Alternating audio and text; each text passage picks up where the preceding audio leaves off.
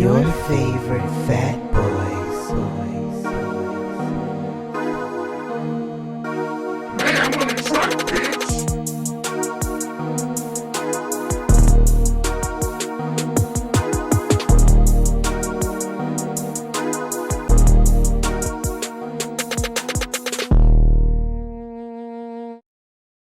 What's up, everybody? Your favorite fat boy, Jarron.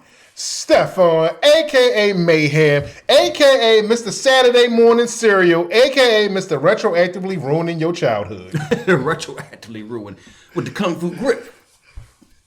Was a chop. One or the other. Said with the action kick.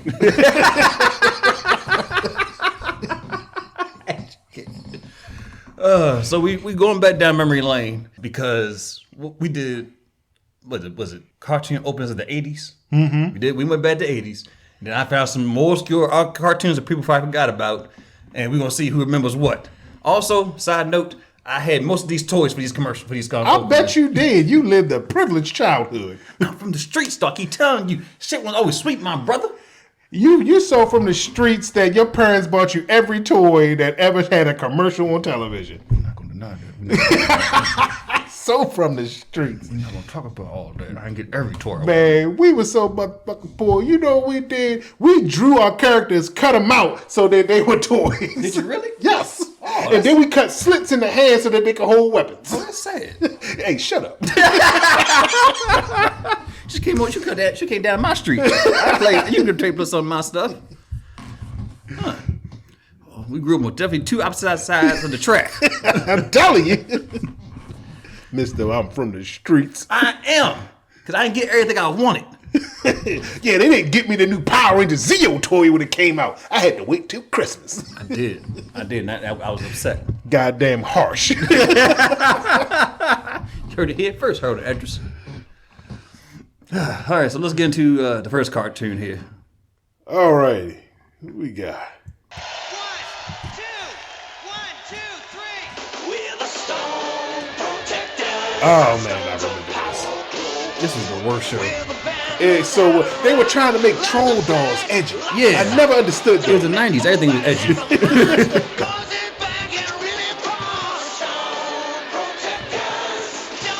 So everything was a goddamn toy commercial. 'Cause I remember seeing the goddamn toys on. I never wanted one. Now I didn't have these because when I saw them in person, I was like, You ain't like the treasure troll dolls? no. Let's get vertical. Somebody I knew had them, and then I did see them in person. Somebody knew I had them, and I was like, it's nothing special to it because it's just a jewel in the chest. Yeah. What? He got grenades and stuff across his. You don't see how? These are very, Look how buff they are. they are very stereotypical. This is so 90s. I mean, the goddamn intro song not even catchy. No, this is a terrible intro song. It was a terrible show. It was. So, yeah, I can understand if nobody remembers that because it was a shit show. Yeah, Stone Protectors. It didn't even last that long. I don't even recall it lasting that long. I don't think it lasted like a season. I don't think a full season of that. So I remember, the Treasure Troll dolls, then Stone Protectors came out, and then the Treasure Troll dolls, got on steroids. But I watched the cartoon a few times, but I was like, it never really resonated with me. Yeah, because the trolls was a big thing in the 90s, like the dolls with the jewels and the different. Yeah, you rub the jewels and make a wish. Yeah. It's fucking stupid. Let's lie to kids more. Whole childhood a lie. What we got next? Let's move on from that bullshit to something that I actually liked. This was a good cartoon. Motherfucking Mighty Max.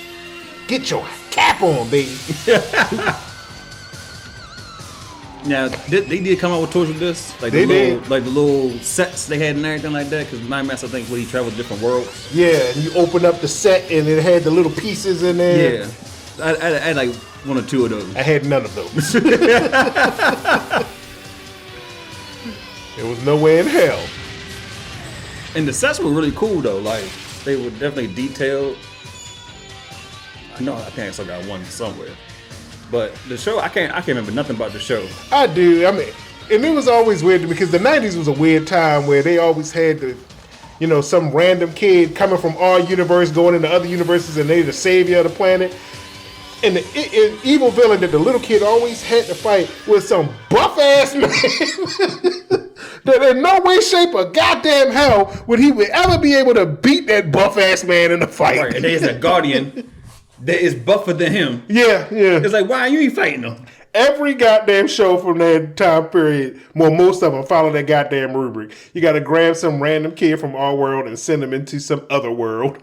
Was this a video game as well? Yeah, a video game did come out from Mighty Max. Oh, okay. I don't know why it reminds me of Kid Chameleon. Shit, might as well. Same goddamn premise. Right. So yeah, Mighty Max was a decent show. Yeah, I mean, as far as 90s show goes, it was entertaining. But I wouldn't really call it. I don't think anybody would forget that. Maybe. It didn't have much popularity outside of The U.S. the 90s in general. It never went anywhere. But yeah, that was my shit. Oh, this one I definitely remember. Yeah, I didn't forget about it, but I was looking at this and that. This one came up behind it. Said I remember. This one had the better intro song. So up next, Creepy Crawlers. Creepy Crawlers. Was it something I did? I'm just a normal kid. I didn't even understand how this got a goddamn show though. Man. Because you know everything had to sell itself. Because they had fruit snacks. Yeah. And then they had you made these. I had the little kits. Yeah, and you know, out of some type of gel type thing, and you made the little gummy You baked them. Yeah. Yeah, the gummy creepy crawlers, and like I never understood like. I'm not sure how, but you know, Guggen Grime has my matchmaker now. He's making evil crime rhymes, I've got to stop him somehow. Creepy crawlers. The whole world's in danger. Creepy crawlers. Stranger. Till I watched this shit. Look, I had the little mold kit you had. You baked them and everything. The only thing you could do with them after you baked them was throw them on the wall. They stick. That was it. There was no more you can do with it. Right, and it wasn't even like you can. All you did was make like insects and spiders and shit. Yeah, that's it. You made like I don't think you didn't make these characters. No, absolutely not. They had separate toys for them. Yeah, separate toys. Yeah, action figures. Yeah, because they had like little goo in. You flip the torso. I remember this. They had a little torso. You flipped around the goo. You like go down for like a science timer. You flip it up, it just go down. That was it. That was like the best thing about the toy. Yeah, we didn't have any of the toys. I knew some kid who had the creepy crawler maker, and I thought it was special until we actually started making it. I was like, this is it. You heat it, you put the battery in there, the light heats it up, it hardens, well, it solidifies. Throw it on the wall, and that's your day. That's your Saturday day. Right, and I remember the goddamn the commercial, creepy crawlers. Right. Yeah, like, oh, look, it's scary little sister. No, it doesn't. Them snacks were terrible. Yeah. Them gummy snacks were terrible. They were just selling this because of the cartoon and the product itself. So. Well, I mean, they made the cartoon because of the product. Right. So, no, you know, and creepy crawlers stood the test of time because that shit was from the 70s. Really? Yep. Wow. Didn't know it lasted that long. It was around that long. Wow. Yeah. Creepy crawlers was invented in the 70s. Bring it back up. What we got next? Oh, see, this is a thing where we actually had one of the toys. I had like 3 or 4 of these. It was a golden age for all men. And this was really cool. Using the incredible exoskeletons called E-frames. Yeah, we had one toy. It was one of the ships, and that goddamn shit disappeared. Somebody stole it. No, we were in the house playing with it, and then it just fucking appeared. Oh, one of those things. Yeah. Yeah, we were never able to find the damn thing. Previously unimagined. We were attacked by our own creations, the Neo-Sapiens, a race of artificially created humans. Led by Phaeton, they have Says seized this control of was a TV. I mean, granted, all of the TV shows in the 90s and most even from the 2000s was a TV show specifically made to sell toys. That's why they had all of the different colors, the different Exo Squad suits. Leader of a small band of E-frame pilots dedicated to freeing humanity from neo-Sapiens. But at the very least, they had a decent enough story to justify those fucking toys. Yeah, I remember watching the show, but I was like really like the toys more. But so I didn't. I would watch the show with playing with the toy, but I would be sidetracked and then follow the story. But it was when I watched like some of the history of it. It was a really adult theme. Oh yeah, it was definitely More mature for yeah, kids' audience. a more mature show, and they were actually the show took itself seriously. Where most of the shows that are used to sell toys don't really take themselves seriously. That show it took itself seriously. So yeah, Exo Squad was my jam. Mighty Max was my jam. Stone Protectors not so much. Creepy Crawlers, okay. What we got next? So this next one, on the other hand, Is a fan favorite. Yo, I know. this Well, I know nobody absolute- forgot about this. I know. I don't think, could never forget about. I don't think this. nobody forgot about this. But this is a personal favorite. Motherfucking SWAT Kats. If you don't want to be a fighter pilot, this was the reason. Or wear a cat suit. I'm a furry because of this.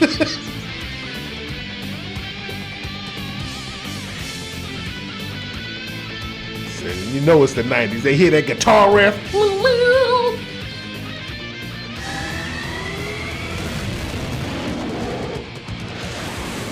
I used to hate. The one thing I hate about this show was that to fight crime, you get a fighter jet. Just one, not two, but one fighter jet. Yeah. And another thing that was so weird about the show is they have a fighter jet to fight mystical creatures. Like, because the villain was making these mystical creatures that they had to fight, and they ended up just a regular ass fighter jet. It was nothing special, but they was like the premise of the show. I'm pretty sure you remember. They were mechanics, so they were they were mechanics. They were aviation mechanics. Yeah, they got sick of their boss, and they said, "We're gonna fight crime." And then I was watching some of the history of it. They were talking about how Hanna-Barbera, because this is a Hanna-Barbera cartoon, he did not like this cartoon at all. It didn't fit with the rest. With the rest of the shows. The rest of the shows he had in production, and so he did everything he could to get it for it to not show. Not cancel it outright, but just to not show so it have a lot of viewership. I think this lasted maybe 2 seasons. Yeah, I think it was like. But this was definitely a fan favorite. You caught because this came on a block on I think TNT or TBS, and it came out with it was Dexter's Lab. Was that Cartoon Network? That's Cartoon Network. That was when it was re-shown on Cartoon Network. Okay, it was re-shown on Cartoon Network. But yeah, Dexter's Lab, SWAT Kats. It's on tip of my tongue. That's of a cartoon. Pop-Up Girls? Pop-Up Girls. Yeah, it was Pop-Up Girls. It might have been a fourth one. But I remember these 3 shows, they were under like Hanna-Barbera. And they would put on this block on TNT or TBS. And that and it'd be in the like Saturday middle of the afternoon. Like 3 or 4 in the afternoon. Yeah, this was during the re-show on the SWAT Kats, because beforehand it came on. It wasn't called WB at the time. I mean, it did have a run on WB. When it first came on, it wasn't WB at the time. I can't remember what the damn station was called, but. Oh, we're going back now. Because what was it called before WB? That definitely was a new station when it came like early 2000s or late 99. Late 90s. So yeah, before WB became WB, it might have been UPN at the time. Yeah, you're right, UPN. Yeah, it used to come on Saturday mornings there. Oh, okay. So, yeah, SWAT Kats was definitely a favorite. Did they have a toy line? Yes, they did. That's one I didn't get. Yeah, they did have a toy line. I mean, I never had the toys, but I used to see the commercial all the time. Okay. Yeah, you did make a good point though. A fighter jet versus mythical creatures. Yeah. And the mythical evil being. Yeah, A sorcerer. Yeah, he was a decrepit like necromancer or something. It didn't make any fucking sense. Like, I still love the cartoon to this day, but yeah, the villain never made any goddamn sense. So we're not gonna fight fire. Now, one time they never learned the magic. Ain't magic. Absolutely not. They got a fighter jet. What you need to learn magic for? Fucking torpedo trumps magic. What we got? Last on the list. Now this one here. James Bond. James Bond Jr. I watched, but I don't think I really enjoyed the show. Look, Not when I think back on it. This came on as I was getting ready for school in the mornings. It was like just something to watch, and then I didn't get into it, but it's just like this is just on. Yeah, so I watched it all. So I watched the entire thing, but I do not recall like I ever really liked it. More so, it was just during the time I was young and I didn't have very discerning taste. Just watched anything that came on TV. James Bond Jr. No one can stop him, but scum always tries. Young Bond cuts through. He had terrible taste as kids. Oh yeah, kids have terrible taste in general. From his Uncle James, now he's heir to the name. James Bond. James Bond Jr. James Bond Jr. Catchy goddamn theme song though. Look out, he's coming through. He's got a job to do while he rescues the girl. James Bond Jr. chases scum around the world. You know, what popped in my head. You remember this movie? I can't think of the name of it. It escapes me now. But it was a movie where this kid in high school, they went on a ski trip. He gets. If looks could kill. That's what it's called? Yes. That's what this reminds me of. It's exactly what it reminds me of. It's like, I think his name's like Mark Grieco or something. Yeah, that's it. Because he was the guy in Double Dragon, right? Yeah. And he becomes a secret agent, inadvertently becomes a secret agent. A teenager becomes a secret agent? Yeah.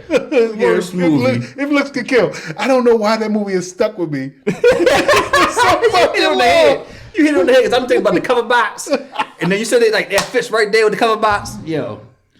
That reminds me so. That movie reminds me so much of this show. Yeah, you know what it is, kind of is, because James Bond Jr. And then, so I'm watching James Bond Jr. before I even knew what the fuck James Bond was.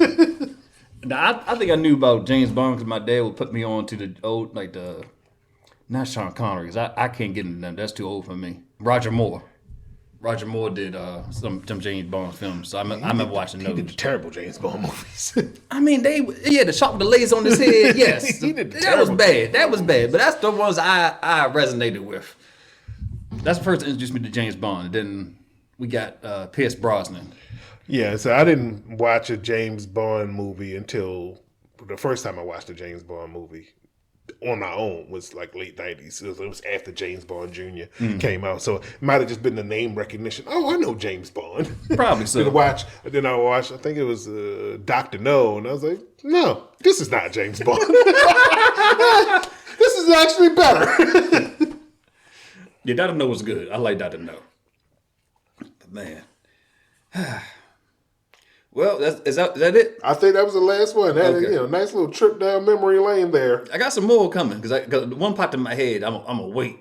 Oh, okay. Yeah, I'm gonna wait to put this on. So let us know in the comments if you remember any of these shows. Right. If you watched them and if you liked them, reevaluate yourself. Always reevaluation is always good. So, and as always, make sure you like, comment, share, and subscribe. And go ahead and start us out, Stefan. All right, as always, that's the show. You can check out I Hate the Internet on YouTube, and we have our podcast that you can check out on YouTube, SoundCloud, Google Podcasts, Apple Podcasts, and Spotify. Peace out. Peace. So